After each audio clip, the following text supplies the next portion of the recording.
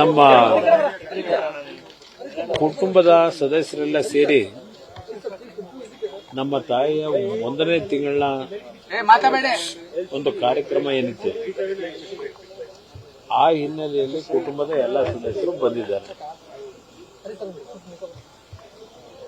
ಆ ಹಿನ್ನೆಲೆಯಲ್ಲಿ ಇವತ್ತು ಶ್ರಾವಣ ಸೋಮವಾರ ಏನಿದೆ, ಹರದನಹಳ್ಳಿನಲ್ಲಿ ಶಿವನಿಗೆ ಅಭಿಷೇಕದ ಕಾರ್ಯಕ್ರಮ ಇತ್ತು. ಅಲ್ಲಿ ಏನೊಂದು ನಮ್ಮ ಹುಟ್ಟೂರಿನ ದೇವಸ್ಥಾನದಲ್ಲಿ ಕಾರ್ಯಕ್ರಮ ಏನಿತ್ತು, ದೇವರಿಗೆ ಪ್ರಾರ್ಥನೆ ಸಲ್ಲಿಸ್ತಕ್ಕಂಥದ್ದು. ಅಲ್ಲಿ ಒಂದು ಬೆಳಿಗ್ಗೆ ಆ ಊರಿನಲ್ಲಿ ಒಬ್ಬರ ಒಂದು ಮರಣ ಆಗಿರತಕ್ಕಂಥ ಹಿನ್ನೆಲೆಯಲ್ಲಿ ಊರಿಗೆ ಒಂದು ರೀತಿಯ ಸೂಕ್ತ ಅಂತಕ್ಕಂಥ ಹಿನ್ನೆಲೆಯಲ್ಲಿ ಇವತ್ತು ಇಲ್ಲಿ ನೀಲಕಂಠೇಶ್ವರ ದೇವಸ್ಥಾನ ಏನಿದೆ, ನಾವು ಚಿಕ್ಕ ಮಕ್ಕಳಿನಲ್ಲಿ ಹಳೆ ದೇವಸ್ಥಾನ ಇದೆ, ಇಲ್ಲೆಲ್ಲ ಆಟ ಆಡ್ತಾ ಇದ್ದಂಥ ಜಾಗ ಇದೆ. ಈಗೆಲ್ಲ ಹೊಸದಾಗಿ ರೇವಣ್ಣವರ ಒಂದು ನೇತೃತ್ವದಲ್ಲಿ ಪರಮ ಪೂಜ್ಯ ಶೃಂಗೇರಿ ಗುರುಗಳ ಆಶೀರ್ವಾದದೊಂದಿಗೆ ಈ ಒಂದು ನವೀಕರಣ ಆಗಿರ್ತದೆ, ಪುನಶ್ಚೇತನ ಈ ದೇವಸ್ಥಾನಕ್ಕೆ ಮಾಡಿದ್ದಾರೆ. ಆಗ ಇದ್ದಂಥ ಒಂದು ಹಳೆಯ ಕಾಲದ ದೇವಸ್ಥಾನ ಆದರೂ ಒಂದು ರೀತಿ ನಮಗೆ ಅವತ್ತಿನ ದಿನ ಈಗಲೂ ಜ್ಞಾಪಕ ಇದೆ. ಆ ಒಂದು ದೇವಸ್ಥಾನದ ನಮ್ಮ ಚಿಕ್ಕಂದು ಓಡಾಟಗಳೇನಿದೆ, ಇಲ್ಲಿ ಬಂದಂಥ ಸಂದರ್ಭದಲ್ಲಿ ಅದೆಲ್ಲ ನೆನಪಿಗೆ ಬರ್ತಿರ್ತಕ್ಕಂಥ ಒಂದು ಸ್ಥಳ ಇದೆ. ಇಲ್ಲಿ ನೀಲಕಂಠೇಶ್ವರನಿಗೆ ಇವತ್ತು ಅಭಿಷೇಕ ಮಾಡಿ ದೇವರಿಗೆ ಪ್ರಾರ್ಥನೆ ಸಲ್ಲಿಸಿ ನಂತರ ಮನೆಯಲ್ಲಿ ಈಗ ಏನು ನಮ್ಮ ತಾಯಿಯ 1ನೇ ತಿಂಗಳ ಪುಣ್ಯತಿಥಿಯ ಕಾರ್ಯಕ್ರಮವನ್ನು ಇವತ್ತು ಅಲ್ಲಿ ಕುಟುಂಬದ ಸದಸ್ಯರೆಲ್ಲ ಸೇರಿ ಅವರ ನಮ್ಮ ಹಿತೈಷಿಗಳು ಸಹ ಸೇರಿದ್ದಾರೆ. ಆ ಹಿನ್ನೆಲೆಯಲ್ಲಿ ನಾನು ಈ ಕಾರ್ಯಕ್ರಮಕ್ಕೆ ನಿನ್ನೆ ಸಾಯಂಕಾಲ ಬಾಗಲಕೋಟೆ, ನಿನ್ನೆ ಬೆಳಗ್ಗೆ ಕಾರ್ಯಕ್ರಮಗಳು ಮುಗಿಸಿ ಸಾಯಂಕಾಲ ಆಸ್ತಿಗೆ ಬಂದಿದ್ದೆ. ಸರ್, ನೈಸ್ ವಿಚಾರದಲ್ಲಿ ಮುಖ್ಯಮಂತ್ರಿಯವರು ಹೇಳಿದ್ರು ಸರ್, ನಾನು ಇನ್ನೂ ಲೆಟರ್ ಓದಿಲ್ಲ, ಕಾನೂನು ಪ್ರಕಾರ ಏನಿದೆ ಅಂತ ಹೇಳಿದ್ರು ಸರ್. ಮತ್ತೊಂದು ಕಡೆ ಟೋಲಲ್ಲೂ ನಾನು ಹೇಳಿರ್ತಕ್ಕಂಥದ್ದು ಪತ್ರದಲ್ಲಿ ಕಾನೂನಿನ ತೀರ್ಪುಗಳೇನಿದೆ, ನ್ಯಾಯಾಲಯದ ತೀರ್ಪುಗಳೀಗ ಅಂತಿಮವಾಗಿ ಅವರು ಬಹುಶಃ ಆ ಒಂದು ಯೋಜನೆಗೆ 95ರಲ್ಲಿ MOU ಮಾಡ್ತಕ್ಕಂಥ ಸಂದರ್ಭದಲ್ಲಿ ಯಾವೊಂದು ಅಮೆರಿಕದ ಒಂದು ಪ್ರಾಂತ್ಯದ ಗವರ್ನರು ಅದರಲ್ಲಿ ಭಾಗವಹಿಸಿದಂತೆ ಅವರ ನೇತೃತ್ವದಲ್ಲಿ ಆದಂಥ ಕಾರ್ಯಕ್ರಮ. ನಂತರ 97ರಲ್ಲಿ ಒಂದು ಆಗಿನ ಸರ್ಕಾರದ ಜೊತೆ ದೇವೇಗೌಡರು ಡೆಲ್ಲಿ ಹೊರಟೋದ್ರು. 95ರಲ್ಲಿ ಒಂದು MOU ಮಾಡಿ ನಂತರ ಬಂದಂಥ ಸರ್ಕಾರದಲ್ಲಿ ಹಲವಾರು ರೀತಿಯ ಮಾರ್ಪಾಡುಗಳನ್ನು ಈ ಒಂದು ಕಂಪನಿ ಮಾಡ್ಕೊಂಡ್ ಬಂದಂಥದ್ದೇನಿದೆ, ಆ ಕಂಪನಿಗೆ ಶರಣಾಗಿದ್ದಾರೆ. ನಂತರದ ದಿನಗಳಲ್ಲಿ ಆ ಕಂಪನಿ ಏನೇನು ಬೇಕೋ ಎಲ್ಲ ರೀತಿ ದೋಚತಕ್ಕಂಥ ಕೆಲಸಕ್ಕೆ ಪ್ರಾರಂಭಿಕ ಹಂತದಲ್ಲೇ ಪ್ರಾರಂಭ ಏನಾಗಿದೆ.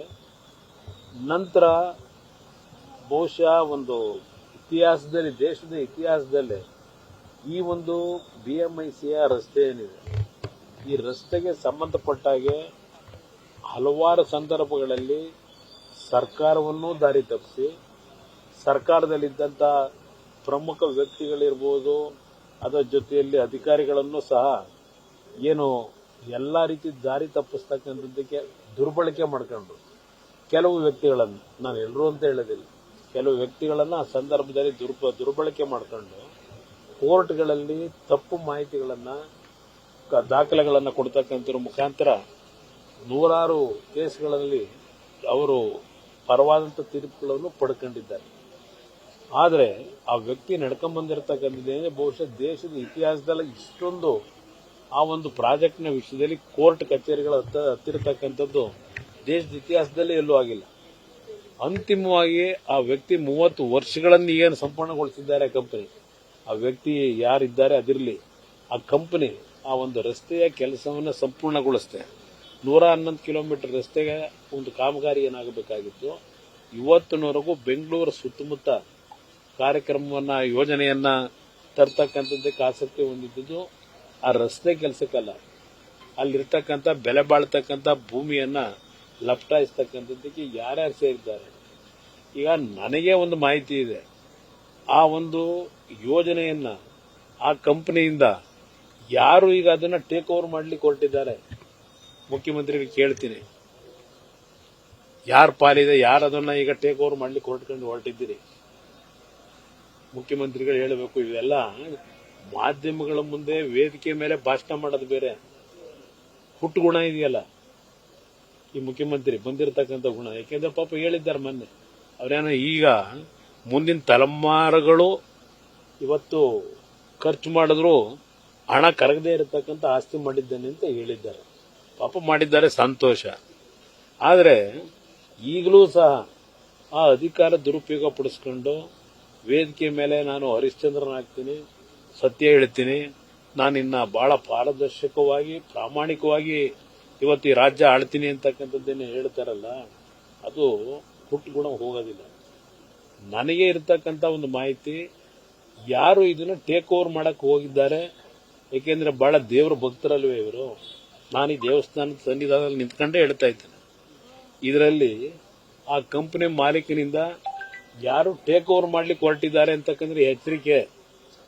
ನಾವಿರ್ತಕ್ಕಂಥದ್ದು ಈ ರಾಜ್ಯದಲ್ಲಿ ಒಂದು ವಿರೋಧ ಪಕ್ಷದಲ್ಲಿ ಇವತ್ತು ಯಾವ ಒಂದು ಸರ್ಕಾರದ ದುರ್ಬಳಕೆ ಮಾಡತಕ್ಕಂಥ ವಿಷಯಗಳಲ್ಲಿ ನೋ ಕಾಂಪ್ರಮೈಸ್ ನಮ್ಮ ಕುಟುಂಬದಲ್ಲಿ. ನಾನು ಈ ನಾಡಿನ ಜನತೆಗೆ ಹೇಳ್ತೀನಿ, ಯಾರು ತಪ್ಪು ತಿಳ್ಕೊಳ್ತಕ್ಕಂಥದ್ದು ಅವಶ್ಯಕತೆ ಇಲ್ಲ. ರಾಜ್ಯದಲ್ಲಿ ಅಧಿಕಾರಕ್ಕೆ 106 ಜನ ಬಂದೋಗಿದ್ದಾರೆ. ಪಾಪ ನಮ್ಮ ರಾಜ್ಯದ ಮುಖ್ಯಮಂತ್ರಿಗಳು ಬಹಳ ಎಲ್ಲಾ ಮುಖ್ಯಮಂತ್ರಿಗಳನ್ನು ಮೊನ್ನೆ ಪಾಪ ನೆನಪಿಸ್ಕೊಂಡು ಭಾಷಣ ಮಾಡಿದ್ದಾರೆ. ಆ ಬಂದಂತ ಮುಖ್ಯಮಂತ್ರಿಗಳು ನೆನೆಸ್ಕೊಂಡೇ ಮಾತಾಡಿದ್ದೀರಿ. ಅವ್ರಿಗೇನಾದ್ರೂ ಗೌರವ ತರಬೇಕಾದ್ರೆ ಮುಂದಕ್ಕಾದರೂ ಈ ರಾಜ್ಯದ ಸಂಪತ್ತನ್ನು ಉಳಿಸ್ತಕ್ಕಂಥದ್ದಕ್ಕೆ ಏನ್ ಕಾರ್ಯಕ್ರಮದಲ್ಲಿ ನಿಮ್ಮ ಒಂದು ಅಧಿಕಾರ ಕೊಟ್ಟಿದ್ದಾರೆ, ಇವತ್ತು ಆ ಅಧಿಕಾರವನ್ನು ದುರ್ಬಳಕೆ ಮಾಡ್ಕೊಳ್ಳದೆ ಈಗಲಾದರೂ ಇವತ್ತೇನು ಕೋರ್ಟ್ನಲ್ಲಿ ಹೇಳಿದ್ದಾರೆ, ಈಗಾಗಲೇ ಒಂದು ತೀರ್ಪಿನಲ್ಲೇ ಬರೆದಿದ್ದಾರೆ. ಇದು ಬಹುಶಃ ದೇಶದ ನಮ್ಮ ಕರ್ನಾಟಕ ರಾಜ್ಯದ ಇತಿಹಾಸದ ಒಂದು ಸ್ಕ್ಯಾಂಡಲ್ ಅಂತ ಹೇಳಿ ಅವ್ರು ಹೇಳಿದ್ದಾರೆ. ಕೋರ್ಟ್ನ ಒಂದು ತೀರ್ಪು ಕೊಡಬೇಕಾದ್ರೆ ಅದ್ರ ಜೊತೆಗೆ ಇಲ್ಲಿಗಲ್ ಆಗಿ ಟೋಲ್ ಕಲೆಕ್ಷನ್ ಆಗ್ತಾ ಇದೆ. ಇಲ್ಲಿಗಲ್ ಆಗಿ 2,000 ಕೋಟಿ ಮೇಲೆ ಇವತ್ತು ಒಂದು ದೊಡ್ಡ ಮಟ್ಟದ ಮೊತ್ತವನ್ನ ಈ ಕಂಪನಿ ಇವತ್ತು ದುರ್ಬಳಕೆ ಮಾಡ್ಕೊಂಡು ಹಣ ಸಂಗ್ರಹಿಸಿದ್ದಾರೆ. ಇದು ಎಲ್ಲಾ ರೀತಿಯ ತೀರ್ಪೇನಿದೆ. ಇನ್ನು ಪಾಪ ಈಗಾಗಲೇ 1 ತಿಂಗಳ ಹತ್ರ ಬಂತು, 20 ದಿನ ಆಗಿದೆ ತೀರ್ಪು ಬಂದು. ಏನ್ ಕ್ರಮ ತಗೊಂಡಿದ್ದೀರಿ ಈ ಸರ್ಕಾರದಲ್ಲಿ? ನೆನಪಿಸ್ಲಿಕ್ಕೆ ಮೊನ್ನೆ ಪತ್ರ ಬರೆದಿದ್ದೇನೆ. ಏನ್ ನೋಡ್ತಾರೆ, ಏನ್ ಮಾಡ್ತಾರೆ ನೋಡೋಣ ಅಂತೇಳಿ. ಕೇಂದ್ರ ಟೇಕ್ ಓವರ್ ಮಾಡತಕ್ಕಂತ ಒಂದು ಕೆಲವು ಚರ್ಚೆ ನಡೀತಿರೋದನ್ನ ಸ್ವಲ್ಪ ದಿವಸ ನಿಲ್ಲಿಸ್ಕೊಳ್ಳಿ. ಯಾರು ಟೇಕ್ ಓವರ್ ಮಾಡಕ್ ಹೊರಟಿದ್ದೀರಿ? ಸರ್ಕಾರಕ್ಕೆ ಟೇಕ್ ಓವರ್ ಮಾಡ್ತಿರೋ, ಇಲ್ಲ ಸರ್ಕಾರದ ಮುಖ್ಯಸ್ಥರಾಗಿ ಮುಖ್ಯಮಂತ್ರಿಗಳು ನೀವೇ ಟೇಕ್ ಓವರ್ ಮಾಡ್ಕೊಂಡ್ಬಿಡ್ತಿರೋ ನಿಮ್ ಕಂಪನಿಗೆ ಇಟ್ಕೊಂಡಿದ್ರಲ್ಲ ಕೆಲವ್ರನ್ನ. ಇದೆಲ್ಲ ನಡೀತಿರೋದು ನನಗೂ ಗೊತ್ತಿದೆ. ಅದರಿಂದ ಇದನ್ನ ನೆನಪಿಸ್ಲಿಕ್ಕೆ ಈ ರಾಜ್ಯದ ಆಸ್ತಿ ಅದು ರೈತರ ಭೂಮಿ. ಆ ರೈತರ ಭೂಮಿನ ಮತ್ತೆ ಇನ್ನೊಂದು ರೀತಿಯಲ್ಲಿ ಲೂಟಿ ಹೊಡೆಯ ಕೆಲಸ ಮಾಡಬೇಡಿ ಅನ್ನೋದಕ್ಕೆ ಎಚ್ಚರಿಕೆ ಕೊಡ್ಲಿಕ್ಕೆ ಪತ್ರ ಬರ್ತದೆ. ಸರ್, ಈಗ ಸಣ್ಣ ಮೀನೇನೋ ದೊಡ್ಡ ಮೀನಿನ ನುಂಗ್ಬಿಟ್ಟಿದೆ ಅಂತೆ. ಇದೇನಾದ್ರೂ ವ್ಯವಸ್ಥಿತವಾಗಿ ಏನಾದ್ರು ಬಿಡ್ದಿ ಹೋರಾಟಕ್ಕೆ ಏನಾದ್ರು ಡೈವರ್ಟ್ ಮಾಡಕ್ಕೆ ಈ ತರ ಅಂತ ನಡೀತಾ ಇದೆ ಅಂತ ನಾನು ಯಾರು ಈ ವಿಷಯದಲ್ಲಿ ಏನು ಬೇಕಾದ್ರೂ ಟೀಕೆ ಮಾಡಲಿ, ಏನು ಬೇಕಾದ್ರೂ ಸಂಶಯ ವ್ಯಕ್ತಪಡಿಸಲಿ. ರೈತರು ಬಿಡದಿನಲ್ಲಿ ಇವತ್ತೇನೋ ಒಂದು ರೈತ ಕುಟುಂಬದ ಹೆಣ್ಣು ಮಕ್ಕಳು ನಿರಂತರವಾಗಿ 500 ದಿನಗಳಾಗಿದೆ. ಅವರು ಇವತ್ತೇನು ಪ್ರತಿಭಟನೆ ಮಾಡ್ತಾ ಇದ್ದಾರೆ ಭೂಮಿ ಕೊಡಲ್ಲ ಅಂತ ಹೇಳಿ. ಆ ರೈತರು ನನ್ನ ಹತ್ರ ಬಂದು ನಮ್ಮ ಪರವಾಗಿ ಧ್ವನಿ ಎತ್ತಬೇಕು ಅಂತಕ್ಕಂಥದ್ದಕ್ಕೆ ನಮ್ಮನ್ನು ಕೇಳಿರೋದ್ರಿಂದ ನಾನು ಇವತ್ತು ಆ ರೈತರ ಪರವಾಗಿ ಧ್ವನಿ ಎತ್ತಿದ್ದೇನೆ. ಇದರಲ್ಲಿ ಯಾವುದೇ ರಾಜಕೀಯದ ಹಿನ್ನೆಲೆ ನಾವೇನೋ ಅಸೂಯೆಯಿಂದ ಮಾಡ್ತಿದೀವಿ ಅಂತಕ್ಕಂಥ ಪ್ರಶ್ನೆನೂ ಇಲ್ಲ. ರಾಜ್ಯಪಾಲರು ಸಹ ಒಂದು ಪತ್ರ ಬರೆದಿದ್ದಾರೆ, ಮಾಧ್ಯಮದಲ್ಲಿ ಬರೆದಿದ್ದೀರಿ. ರಾಜ್ಯಪಾಲರು ಒಂದು ಸಲಹೆ ಕೊಟ್ಟಿದ್ದಾರೆ. ಈಗಾಗಲೇ ನೈಸ್ ಕಂಪನಿ ಯಾವೊಂದು BMIC ಪ್ರಾಜೆಕ್ಟ್ನ ಹೆಸರಿನಲ್ಲಿ ಈಗಾಗಲೇ 1000 ಎಕರೆ ಭೂಮಿಯನ್ನ ಲೂಟಿ ಮಾಡಿದ್ದಾರೆ. ಅಲ್ಲಿ ಅಭಿವೃದ್ಧಿ ಹೆಸರಿನಲ್ಲಿ ರೈತರಿಗೆ ಪರಿಹಾರ ಕೊಟ್ಟಿಲ್ಲ. ಕಳೆದ 20 ವರ್ಷದಿಂದ ಕೋರ್ಟ್ನ ತೀರ್ಪಿನಲ್ಲಿ ಹೇಳಿದ್ದಾರೆ ಪರಿಹಾರಗಳು ಕೊಟ್ಟಿಲ್ಲ ಅಂತೇಳಿ 20 ವರ್ಷದಿಂದ. ಇವತ್ತು ಆ ಹಿನ್ನೆಲೆಯಲ್ಲಿ ಗವರ್ನರು ಸಹ ರಾಜ್ಯದ ಗೌರವಾನ್ವಿತ ಗವರ್ನರ್ ಇದನ್ನ ಯಾತಕ್ಕೆ ನೀವು ನೈಸ್ನ ಒಂದು ಯೋಜನೆಯಲ್ಲಿ ಇರ್ತಕ್ಕಂಥ ಭೂಮಿ ಇವತ್ತೇನು ಹೆಚ್ಚುವರಿ ಕೊಟ್ಟಿದ್ದೀರಿ ಅದನ್ನು ವಾಪಸ್ ಕೊಡೋದು, ಅಲ್ಲಿ ಬೇಕಾದ್ರೆ ಟೌನ್ಶಿಪ್ ಮಾಡ್ಲಿಕ್ಕೆ ಸಾಧ್ಯವಿಲ್ಲ ನೋಡಿ ಅಂತಕ್ಕಂಥ ಸಲಹೆಯನ್ನು ಕೊಟ್ಟಿದ್ದಾರೆ. ಇದೆಲ್ಲವನ್ನ ನಾನು ಸರ್ಕಾರಕ್ಕೆ ಹೇಳ್ತಕ್ಕಂಥದ್ದು. ಪಾಪ ನೀವು ಏನೋ ದೊಡ್ಡ ಕನಸು ಕಾಣ್ತಾ ಇದ್ದೀರಿ, ಏನೋ ಈಗೇನೋ ಬೆಂಗಳೂರು ನಗರ ಇವತ್ತು ಬ್ರ್ಯಾಂಡ್ ನಗರ ಮಾಡ್ಲಿಕ್ಕೆ ಹೊರಟಿದ್ದೀರಾ. ಆಗಿ ಸಿಂಗ್ಪುರ ಮಾಡಿದ್ರಿ ಅವತ್ತು UD ಮಿನಿಸ್ಟರ್ ಆಗಿ, ಈಗ ಮುಖ್ಯಮಂತ್ರಿ ಆಗಿ ಬೆಂಗಳೂರು ಮಾಡ್ತೀನಿ ಅಂತ ಹೇಳಿ ಲೂಟಿ ಹೊಡೆಯೋ ಕೆಲಸ ಆಗದ ಬೇಡ. ಅದಕ್ಕೆ ನಾನು ಎಚ್ಚರಿಸಲಿಕ್ಕೆ ನನ್ನ ಪತ್ರ ಬರೆದಿದ್ದೆ. ಒಂದೇ ಮಾತರಂ ಫುಲ್ ಪೇಜ್ ಜಾಹೀರಾತು ಮೂಲಕವಾಗಿ ಕುಮಾರಸ್ವಾಮಿ ಬೊಮ್ಮಾಯಿವರೆಗೂ ಕೂಡ ಈ ಹಿಂದೆ ಬಿಡದಿ ಹೋರಾಟ ಯಾವ ರೀತಿ ನಡೆದಿತ್ತು ಜಾಹೀರಾತು ಜನಗಳಿಗೆ ಏನ್ ಜನಗಳಿಗೆ ಏನು ಮಾಹಿತಿ ಕೊಡಿ. ಬಿಡದಿ ಪ್ರಾಜೆಕ್ಟ್ ಬಗ್ಗೆ ಏನೇನು ಮಾಹಿತಿ ಇನ್ನೂ 10 ಪೇಜ್ ಕೊಟ್ಕೊಳ್ಳಿ ಜಾಹೀರಾತ್ನ. ಅಲ್ಲಿ ಜನ ಏನ್ ಹೇಳ್ತಾ ಇದ್ದಾರೆ, ರೈತರು ಏನ್ ಹೇಳ್ತಾ ಇದ್ದಾರೆ, ರೈತರ ಮಕ್ಕಳು ಹೆಣ್ಣು ಮಕ್ಕಳು ಏನ್ ಹೇಳ್ತಾ ಇದ್ದಾರೆ, ನಾವು ಭೂಮಿ ಕೊಡಲ್ಲ ಅಂತ ಹೇಳ್ತಾ ಇದ್ದಾರೆ. ಯಾತಕ್ಕೆ ದಬ್ಬಾಳಿಕೆ ಮಾಡಿ ಕೆಲವು ರೌಡಿ ಎಲಿಮೆಂಟ್ಸ್ ನ ಬಿಟ್ಟು ಹೆದರಿಸಿ ನಿಮ್ಮ ಗ್ರಾಂಟ್ ಆಗಿರ್ತಕ್ಕಂಥ ಭೂಮಿ ಸರ್ಕಾರ ನಾವು ವಾಪಸ್ ತಗೊಂಡ್ಬಿಡ್ತೀವಿ ನೀವು ಕೊಡದೇ ಇದ್ರೆ, ಈ ರೀತಿ ಎಲ್ಲ ದಬ್ಬಾಳಿಕೆ ಮಾಡಿ ಏನ್ ಸಾಧನೆ ಮಾಡಕ್ ಹೊರಟಿದ್ದೀರಿ? ಏನಕ್ಕದು ಇವತ್ತು ಪ್ರಾಜೆಕ್ಟ್ ಬೇಕಾಗಿದೆ ನಿಮಗೆ? ಬೇರೆ ಕಡೆ ಜಾಗ ಇಲ್ವಾ? ಆ ರೈತರ ನೀವೇ ಹೇಳಿದಿರಿ ಸತ್ಯಶೋಧನಾ ಸಮಿತಿದು ಇಟ್ಬಿಡಿ, ನಮ್ಮದು ಇದೆಯಲ್ಲ ತೀರ್ಮಾನ ಮಾಡಿರೋದು, ಅದನ್ನೂ ಇಡೀ ಜನಗಳ ಮುಂದೆ ನಾವೇನೇನ್ ಮಾಡಿದೀವಿ ಅಂತ ಹೇಳಿ. ಅದ್ರ ಜೊತೆಗೆ ಕಾಗೋಡು ತಿಮ್ಮಪ್ಪನವರ ಅಧ್ಯಕ್ಷತೆಯಲ್ಲಿ ನೀವು ಮೆಂಬರ್ ಅಲ್ವೇ ಮುಖ್ಯಮಂತ್ರಿಗಳು? ಆ ಸತ್ಯಶೋಧನಾ ಸಮಿತಿ ರಿಪೋರ್ಟ್ ಕೊಟ್ಟಿದ್ರಲ್ಲ ಬಿಡದಿ ಭಾಗದ ಅವತ್ತಿನ ಚಿತ್ರಣ ಏನಿತ್ತು ಅಂತ ಹೇಳಿ, ಅಲ್ಲಿ ಯಾವುದೇ ಕಾರಣಕ್ಕೂ ಟೌನ್ಶಿಪ್ ಬರಬಾರದು ಅಂತ ಹೇಳಿ ರೆಕಮೆಂಡ್ ಮಾಡಿದಿರಲ್ಲಪ್ಪ, ಅದನ್ನು ಜಾಹೀರಾತು ಕೊಡಿ. ಸ್ವಲ್ಪ ನಮಗೆ ಖರ್ಚು ಉಳಿಸಿ ಹೋಗ್ಲಿ ಆ ಜಾಹೀರಾತು ಕೊಡೋದನ್ನ. ಆ ನಿಮ್ ಜಾಹೀರಾತು ಜೊತೆಗೆ ಇದನ್ನು ನೀವು ಮಾಡಿರತಕ್ಕಂತ ನಿಮ್ ಸತ್ಯಶೋಧನಾ ರಿಪೋರ್ಟ್ ಅದನ್ನು ಜಾಹೀರಾತು ಮುಖಾಂತರ ಕೊಟ್ರೆ ನಿಮ್ಗೆ ಅಭಿನಂದನೆ ಸಲ್ಲಿಸ್ತೀನಿ. ವಂದೇ ಮಾತರಂ ವಿಷಯದಲ್ಲಿ ಬಹಳ ಚರ್ಚೆ, ರಾಜಕೀಯ ಚರ್ಚೆ ನಡೀತಾ ಇದೆ.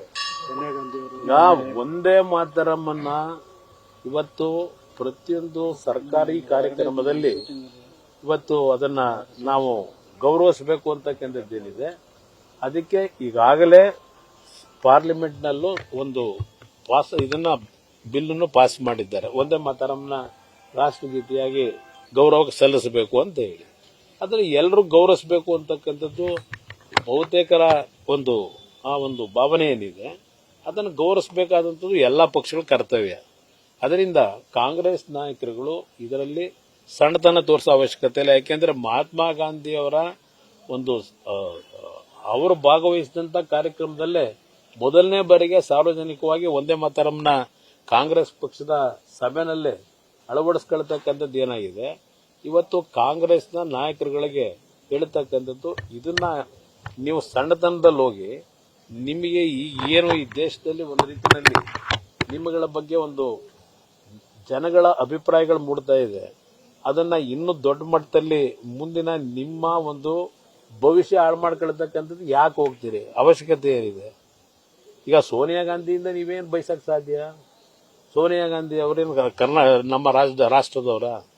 ಅವರೇನೋ ಹಿಂದೆ ಮದುವೆ ಆದರೂ ಬಂದ್ರು, ಆದ್ರೆ ಅವ್ರ ರಕ್ತ ಹರಿತಿರೋದೆಲ್ಲ ಹೆಚ್ಚು ಕಡಿಮೆ ಇಟಲಿ ರಕ್ತವೇ ಅಲ್ವಾ?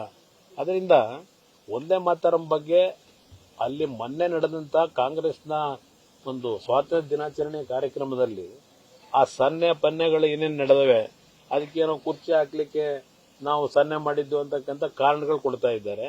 ಇದು ಸತ್ಯಾಸತ್ಯತೆ ಜನ ನೋಡ್ತಾರೆ. ಈಗ ಅಷ್ಟು ಸುಲಭ ಅಲ್ಲ ಸುಳ್ಳು ಹೇಳಿ ತಪ್ಪಿಸ್ಕೊಳ್ಳಿಕ್ಕೆ ಆಗೋದಿಲ್ಲ. HMT ವಾಚ್ಗಳು ಖರೀದಿಗೆ ಮೊನ್ನೆ ದಿನ ಸ್ವಾತಂತ್ರ್ಯ ದಿನಾಚರಣೆ ದಿನ ಸುಮಾರು 35 ಲಕ್ಷ ರೂಪಾಯಿಗಳ ವಹಿವಾಟಾಗಿದೆ.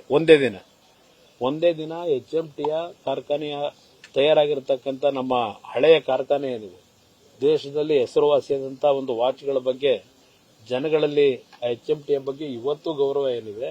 ಮೊನ್ನೆ ದಿನ ನಮ್ಮ ಯುವಕರು ಹೆಚ್ಚಿನ ಸಂಖ್ಯೆಯಲ್ಲಿ ಸುಮಾರು 2 ಕಿಲೋಮೀಟರ್ ಸರತಿ ಸಾಲಿನಲ್ಲಿ ನಿಂತು ಇವತ್ತು ಏನು ಒಂದು HMT ವಾಚ್ಗಳನ್ನ ಖರೀದಿ ಮಾಡಿದ್ದಾರೆ. ಒಂದೇ ದಿನ 35 ಲಕ್ಷ ರೂಪಾಯಿಗಳ ವ್ಯಾಪಾರ ಏನಾಗಿದೆ. ನಾನು ಆ ಒಂದು ಹಿನ್ನೆಲೆಯಲ್ಲೇ ಕಳೆದ 2 ವರ್ಷಗಳಿಂದ ನಾನು ಕೇಂದ್ರದಲ್ಲಿ ಮಂತ್ರಿ ಆದ್ಮೇಲೆ ಆ HMTಗೆ ಮತ್ತೆ ಪುನರ್ ಕಾಯಕಲ್ಪ ಕಲ್ಪಿಸಬೇಕು ಅಂತಕ್ಕಂಥ ನಿಟ್ಟಿನಲ್ಲಿ ಏನು ಪ್ರಯತ್ನ ಪಡ್ತಾ ಇದ್ದೇನೆ. ಒಂದು ರೀತಿಯಲ್ಲಿ ಕೇಂದ್ರ ಸರ್ಕಾರದಲ್ಲಿ ಆರ್ಥಿಕ ಸಚಿವರು ಸಹ ಇದರ ಬಗ್ಗೆ ಒಂದು ರೀತಿಯ ಈಗ ಒಂದು ತೀರ್ಮಾನ ತೆಗೆದುಕೊಳ್ತಕ್ಕಂಥ ನಿಟ್ಟಿನಲ್ಲಿ ಅವರಲ್ಲೂ ಸಹ ಏನು ಒಂದು ಅವರ ಜೊತೆ ಚರ್ಚೆ ಮಾಡಿದ್ದೇವೆ. HMT ಉಳಿಸಬೇಕು ಅಂತಕ್ಕಂಥದ್ದು ನನ್ನ ಅಭಿಪ್ರಾಯ ಏನಿದೆ.